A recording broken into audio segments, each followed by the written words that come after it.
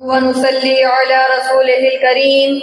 أما بعد فأعوذ بالله من الشيطان الرجيم بسم الله الرحمن الرحيم ومن أحسن قولا ممن دعا إلى الله وعمل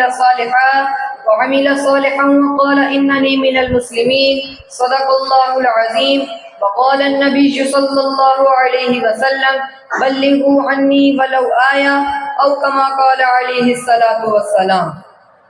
پلٹ دی جس نے کایا ایک نظر میں بزم ہستی کی، پلٹ دی جس نے کایا ایک نظر میں بزم ہستی کی، کوئی اعجاز تھا یا عزم مردانہ محمد کا،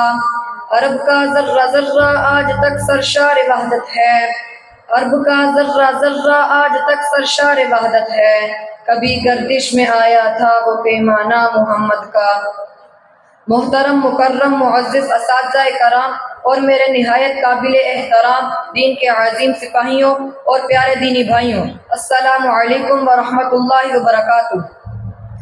آج میری تقریر کا نہایت اہم، ایمان افروز اور فکر انگیز موضوع ہے، دعوت و تبلیغ اور ہماری ذمہ داری۔ سامعین گرامی، اہل ذوق، اہل ایمان اور دین حنیف کے مت والوں، رب کائنات کا فرمان ہے وَاعْتَصِمُوا بِحَبْلِ اللَّهِ جَمِيعًا وَلَا تَفَرَّقُوا، یعنی اللہ کی رسی کو مضبوطی سے تھامے رہو اور تفرقہ بازی نہ کرو۔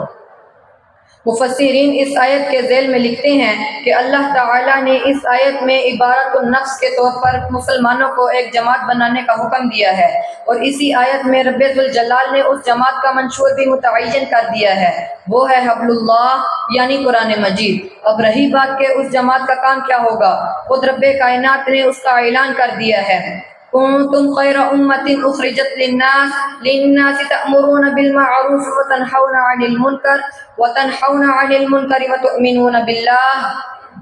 یعنی تم بہترین امت ہو جو نکالی گئی ہو، لوگوں کی نفع رسانی کے لیے تم لوگوں کو نیکی کا حکم کرتے ہو، اور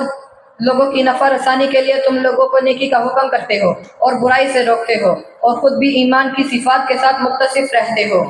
ایک اور جگہ فرمایا وَمَنْ أَحْسَنُ قَوْلًا مِّمَّنْ دَعَا إِلَى اللَّهِ وَعَمِلَ صَالِحًا وَقَالَ إِنَّنِي مِنَ الْمُسْلِمِينَ، اس شخص سے بھلی بات کس کی ہو سکتی ہے جو لوگوں کو اللہ کی طرف بلائے اور خود نیک عمل کرے اور پھر کہے کہ میں عام مسلمانوں میں سے ہوں۔ سرور دو عالم صلی اللہ علیہ وسلم نے دعوت و تبلیغ اور تاکید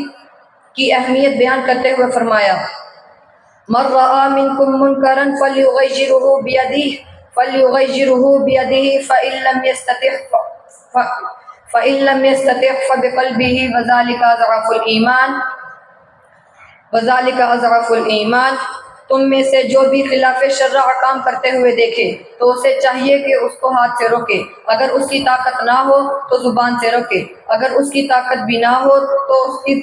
تو دل میں اس کو برا سمجھے، اور یہ ایمان کا سب سے ادنا درجہ ہے۔ سامعین محترم، دین اسلام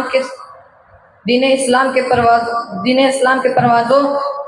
حضور صلی اللہ علیہ وسلم کی ختم نبوت کی وجہ سے دعوت و تبلیغ کا کام تمام مسلمانوں کے ذمہ ہے، چنانچہ صحابہ، تابعین اور تبع تابعین نے اس فریضے کو حسن اسلوبی کے ساتھ